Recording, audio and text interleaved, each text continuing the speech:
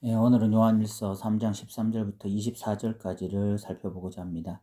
지금까지 요한의 이 글쓰기 방식을 보면서 우리가 분명히 알게 되는 두 가지 사실이 있습니다. 이 첫 번째가 소속의 문제로 이 하나님께 속해 있느냐, 마귀에게 속해 있느냐가 대단히 중요하다는 것이죠. 두 번째로 이 하나님께 속해 있다면 하나님께 속해 있기 때문에 나타나는 특징이 있고, 마귀에게 속해 있다면 마귀에게 속해 있기 때문에 나타나는 특징이 있다는 것입니다. 본 단락에서도 동일한 주제로 이야기를 하고 있습니다. 먼저 13절을 읽어보겠습니다. 형제들아, 세상이 너희를 미워해도 이상히 여기지 말라라고 말씀하고 있습니다. 여기도 이 소속의 문제인데, 세상이 우리를 미워해도 이상히 여기지 말라고 말씀합니다. 그 이유는 소속이 다르기 때문이고, 그 다른 소속은 서로 적대적이기 때문에 그렇다는 것입니다. 그러면서 24절, 15절에서는 소속에 따라 나타나는 이 특징들에 대해서 이야기하고 있습니다. 읽어보면, 우리는 형제를 사랑함으로 사망에서 옮겨 생명으로 들어간 줄 알거니와 사랑하지 아니하는 자는 사망에 머물러 있느니라. 그 형제를 미워하는 자마다 살인하는 자니 살인하는 자마다 영생이 그 속에 거하지 아니하는 것을 너희가 아는 바라 라고 말씀하고 있습니다. 하나님께 속해 있다면 형제를 사랑하고 하나님께 속하지 아니하면 형제를 미워한다는 것이죠. 오늘날 현대 그리스도인들은 이런 요한의 논리가 굉장히 불편할 것이라고 저는 생각합니다. 오늘날 설교를 들어보면 이렇게 요한처럼 분명하게 말하지 않습니다. 사랑하면 하나님께 속해 있고 미워하면 마귀에게 속해 있다, 이런 식으로 분명하게 설교하고 나면 아마 그 여파는 상당할 것입니다. 목사님이 너무 편협하다고 말하든지, 너무 단순한 접근 방식이라든지, 아니면 성도들의 상황을 모르고 극단적으로 선포한 말씀이라고 비난을 받을 수도 있을 것입니다. 저는 오늘날 그래서 명확한 설교보다는 성도들이 충분히 공감하고 이해할 만한 설교가 이 각광을 받는 시대라고 말하고 싶습니다. 그런데 오늘 요한은 왜 이렇게 극단적으로 말을 하고 있을까요? 우리의 삶에서 일어나는 일이 꼭 흑과 백으로만 나눌 수 있는 것은 아니지 않습니까? 그리스도인이라 할지라도 사랑보다 미워할 상황이 있을 수도 있고, 또는 그리스도인의 연약함으로 인해서 미워할 수도 있는데, 그런 상황들은 전혀 고려하지 않은 채 이렇게 사랑하면 하나님께 속한 것, 미워하면 마귀에게 속한 것이라고 말하는 것이 합당하냐는 것입니다. 그런데 요한이 이렇게 분명하게 말하고 있는 이유는 명확합니다. 서두에 말씀드린 것처럼 요한은 계속해서 소속의 문제를 다루고 있습니다. 이는 현상보다는 오히려 근원에 대한 이야기입니다. 예를 들어 보겠습니다. 대한민국 사람들은 일본에 대한 적개심이 있습니다. 그 일을 현상에서 찾는 것은 어리석은 일입니다. 그것의 근원은 역사적으로 일제강점기가 있었기 때문입니다. 그리고 지금도 독도를 자신들 땅이라고 우기며 과거에 대한 용서를 구하지 않기 때문이죠. 이런 일본과 한국과의 관계를 깊이 있게 이해하지 못하는 유럽의 한 기자가 칼럼으로 단지 현상을 보면서 일본과 한국의 갈등 상황을 표면적인 몇 가지 이유를 들어서 나열한다면 그것은 얕은 정보에 불과할 것입니다. 본질을 이해하지 못한 얕은 정보에 불과할 거야. 지금 요한이 이렇게 분명하게 사랑하는 자는 하나님께 속한 자, 미워하는 자는 마귀에게 속한 자라고 말하는 이유는 단편적인 몇 가지 사실 때문에 이렇게 말을 하는 것이 아니라 보다 근원적인 것, 즉 소속의 문제를 다루고 있기 때문입니다. 그리스도인들도 남을 미워할 수 있습니다. 그런데 정상적인 그리스도인들은 남을 미워하고 있으면 불편하고 괴롭습니다. 그 이유는 빛에 속했기 때문입니다. 그래서 요한일서 1장 8절에 이렇게 말씀하잖아요. 만일 우리가 죄가 없다고 말하면 스스로 속이고 또 진리가 우리 속에 있지 아니할 것이요 라고 말씀하고 있습니다. 우리는 이 남을 미워하는 마음에 대해서 하나님 앞에 진심으로 고백하고 다시 사랑하기를 힘쓰는 자들입니다. 미움 안에 머무르지 못하는 자들이죠. 요한은 바로 그것을 말하고 있는 것입니다. 그리스도인의 가장 큰 속성은 사랑이라는 속성이라는 것입니다. 그 이유는 사랑이신 하나님께 속해 있기 때문이라는 것이죠. 그런데 매일 남을 미워하고 살고 있으면 그 사람은 필경 하나님께 속한 것이 아니라고 이야기하고 있는 거죠. 16절에 우리가 형제를 사랑할 수밖에 없는 이유를 예수님의 사랑 때문이다 라고 이야기하고 있습니다. 16절 읽어보겠습니다. 그가 우리를 위하여 목숨을 버리셨으나 우리가 이로써 사랑을 알고 우리도 형제들을 위하여 목숨을 버리는 것이 마땅하니라 라고 말씀하고 있습니다. 예수님은 우리를 위해서 목숨을 버리셨습니다. 그래서 우리는 진짜 사랑이 무엇인지 알게 되었습니다. 예수님의 이 찐 사랑을 알게 되면 이기적이고 교만한 우리가 바뀌게 되는 역사가 나타나요. 그래서 타인에 대한 마음이 생겨납니다. 타인을 사랑하고 싶고 섬기고 싶은 마음이 일어나는 것입니다.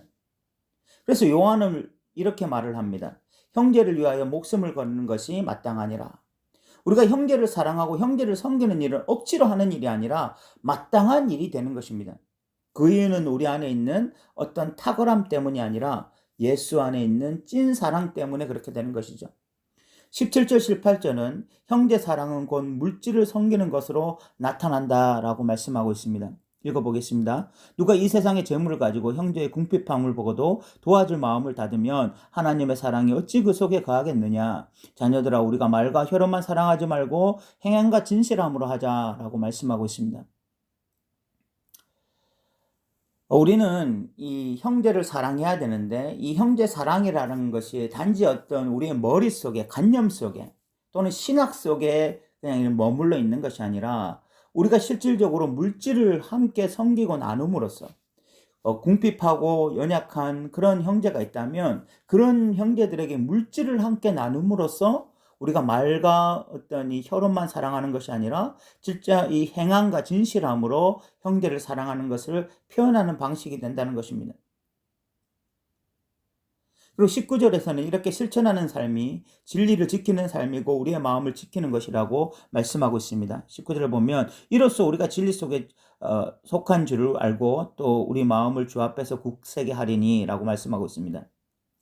우리 이런 실질적으로 행하는 삶을 통해서 우리가 진리 속에 속해 있다는 것을 증명하고 또한 여기서 중요한 것이 뭐냐면 우리 마음을 주 앞에서 굳세게 하리니 라고 말씀하고 있습니다.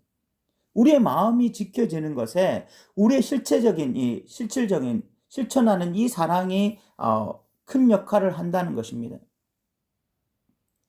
성도들이 왜 신앙이 성장하지 않는지 모르겠다고 한탄하는 경우를 저는 자주 봤습니다. 자신의 신앙이 마치 다람쥐 쳇바퀴 돌듯이 늘 제자리라고 한탄을 하는 것입니다. 기도도 하고 성경도 읽고 나름 신앙적인 몸부림이 있는데 왜 신앙이 이렇게 자라지 않는지 모르겠다고 한탄하는 것입니다. 그런데 제가 그런 분들에게 말씀드리고 싶은 것이 신앙의 활용점은 결국 그 진리를 행하는 삶에 있다고 말씀드리고 싶습니다. 신앙이 성장하고 싶으면 삶 속에서 좀 행하라고 말하고 싶어요. 사랑을 듣고 이해하는 데는 많은 에너지가 필요하지 않습니다. 그런데 정작 사랑을 실천하는 삶을 살려고 하면 그때부터 우리는 많은 에너지가 필요하다는 것을 느끼게 됩니다. 또한 자신이 얼마나 이기적이고 악한 존재인지도 깨닫게 돼요. 그래서 행함 때문에 은혜를 갈구하게 됩니다. 사랑을 듣고 이해할 때까지만 해도 그런 겸손함이 없습니다. 그런데 진짜 행하려고 하면 행할 수 없는 자신과 직면하기 때문에 겸손해지고 진짜 기도하게 되며 진정 하나님의 은혜를 진심으로 사모하게 되는 일이 일어나는 것입니다.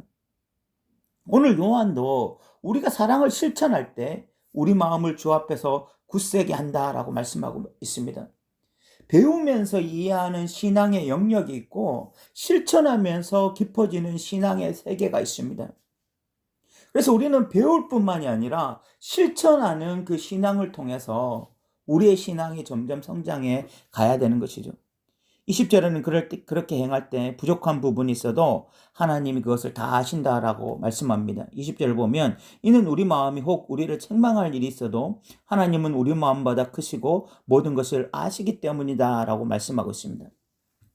사랑을 실천하려고 하는데 우리의 연약함이나 우리의 부족함 때문에 어떤 우리의 부족한 부분이 드러난다고 해서 하나님이 우리를 책망하시지 않는다는 것이죠. 오히려 그것을 너무나 잘 아시고 위로하신다는 것입니다.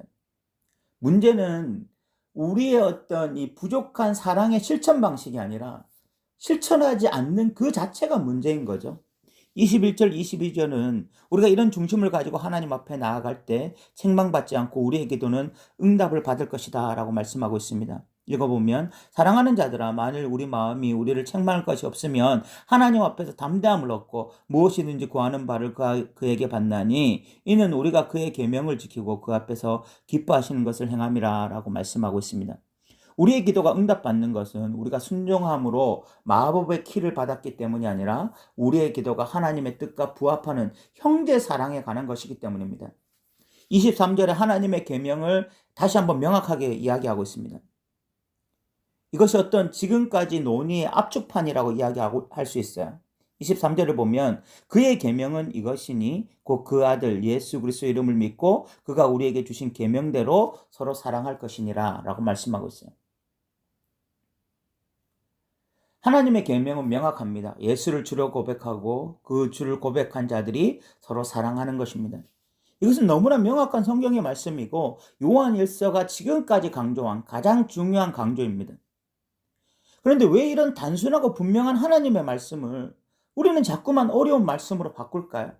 저는 교회 안에서 신학적으로 장황하게 이야기하면서 이런 분명하고 명확한 진리에 대해서 이 명확한 진리가 분명하게 드러나지 않는 것들에 대한 안타까움을 가지고 있습니다.